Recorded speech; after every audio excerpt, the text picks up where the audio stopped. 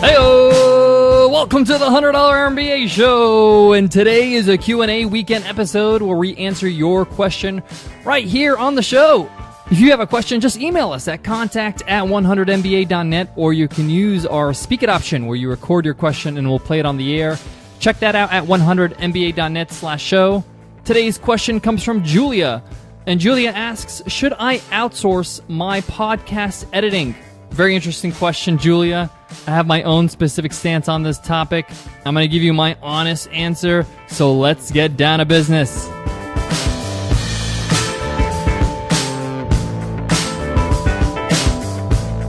This episode of the $100 MBA Show is sponsored by Future Advisor, the place to go to plan your financial future, your retirement, quickly and easily. And right now, Future Advisor is offering our listeners, the listeners of the $100 MBA Show, 3 months of premium investment management for free.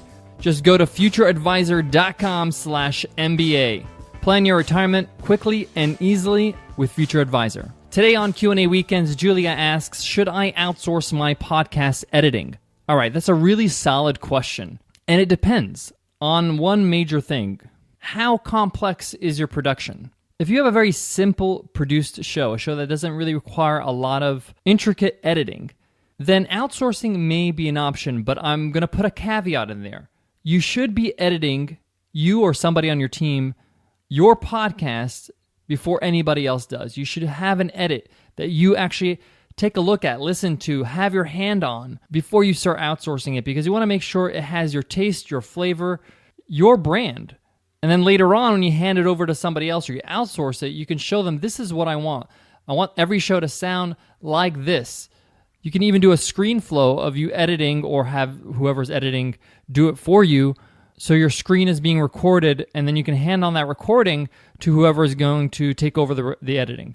Now, here at Business Republic Media, here what we do with the $100 MBA Show, with our new podcast, Webinar Ninja, all our production, all our editing is taken care of by Nicole Baldino, who's my business partner. She's also my partner in life, and she does a fantastic job. I mean, the show would be nothing without her. And I say that because it has a lot to do with this question. The edit, how well your show is cut, has a lot to do with the production value and the value of your actual show. We're not only talking about the sound quality and how the music fades in, we're also talking about how transitions are made. If you have interviews, how are you going to make sure those inserts are done properly? Now, if one day we would have to get some more help, Nicole can't do all the editing, and we start growing with more podcasts, at that point we would have to hire somebody full-time because of the nature of our podcast. We really believe in a high production podcast where we put a lot into it. It's not a simple production, so outsourcing it to somebody else is very kind of hard for us to do because we need a team member, somebody who's full-time that we can train up and have them understand what we're doing. Because there's decisions that get made on the editing block that can't just be made based on a template. Sometimes you have to make some creative decisions. And I would feel more comfortable giving up those creative decisions to somebody who's on our team full-time. At that point, I would trust that person. And it's not just somebody I would outsource that is doing a lot of editing for a whole bunch of different podcasts, and it's going to be very generic. But this is not applicable if your show is a very simple format.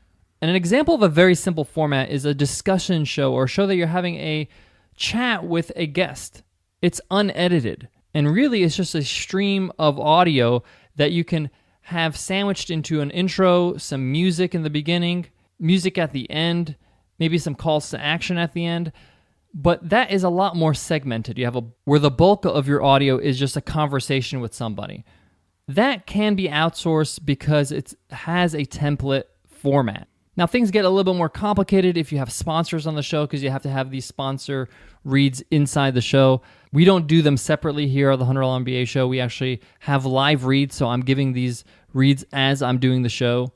I'm going to wrap up this question in a moment with a few more pieces of advice, but before that, I got to give some love to today's sponsor, Future Advisor. We all want to retire sooner, but we don't want to plan for it because it takes so much time, it's tedious, and that's where Future Advisor comes in. Future Advisor could shave years off your retirement. Just plug in your investments, and Future Advisor will give you an honest grade on your current portfolio's performance, diversification, taxes, everything. And I've used the Future Advisor site. It's super simple. What I love about it is it's not time consuming. You can go in, do your thing, get your financial planning in order, and get out and just enjoy the rest of your day without having to spend hours and hours doing it. And Future Advisor will show you how you're doing and how to improve for free.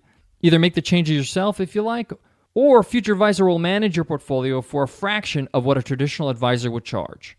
So like I said in the beginning, this helps you get going and start planning your financial future and stop procrastinating. We're procrastinating because it's not easy. We think it's overwhelming, but what I love about Future Advisor is that they just take care of it quickly so you can say it's done and you can just keep track of it very quickly without having to spend so much time worrying about it.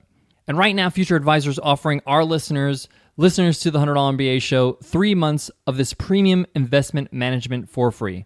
Just go to futureadvisor.com/MBA. Let new technology give you complete clarity on all your investments and a plan to meet your goals sooner. Remember, go to futureadvisor.com/MBA for your 3-month plan of premium portfolio management. So to sum up my answer to you, Julia, yes, you can outsource your podcast editing if your show's format is simple. But again, make sure that you edit the first few episodes or somebody on our team does it so they understand your vibe, what you're trying to do, so they have some sort of example to run off. Thanks again, Julia, for asking. Guys, again, if you have any questions, just email us at contact@100mba.net. If you haven't checked out our new podcast, Webinar Ninja, you really should check it out. It's a podcast all about teaching, presenting, performing, selling, using the platform of the webinar. It's a podcast I'm sure you're going to love. It's a whole new type of sound. Nicole and I are having a blast with it. If you want to learn more, just visit webinarninja.co. All right, guys, I want to leave you with this.